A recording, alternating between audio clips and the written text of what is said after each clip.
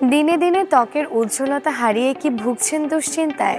নামমাত্র খরচে ত্বকের বলিরেখা, অমসৃণতা, কালচে দাগ দূর করে ত্বককে ন্যাচারাল উজ্জ্বলতা আনতে ব্যবহার করতে পারেন আলু। ভাবছেন তো একটা সবজি কি করে ত্বকের উজ্জ্বলতা বাড়াতে পারে? কারণ আলুতে থাকা ভিটামিন সি, অ্যান্টিঅক্সিডেন্ট ও পটাশিয়াম সব ধরনের ত্বকের জন্যই ভালো। ব্যস্ততায় যাদের পার্লারে যাওয়ার সময়টা হয় না, হেসেলে থাকা আলুতেই তারা নিতে পারেন ত্বকের যত্ন। ভিটামিন সি, অ্যান্টিঅক্সিডেন্ট ও পটাশিয়ামে ভরপুর আলু সব ধরনের ত্বকের যত্নেই অনন্য। একটি মাঝারি সাইজের আলু গ্রেট করে রস বের করে নিয়ে 2 চা চামচ মধুর সঙ্গে মিশিয়ে মুখে ও গলার ত্বকে মাসাজ করুন। 15 মিনিট অপেক্ষা করে ধুয়ে ফেলুন।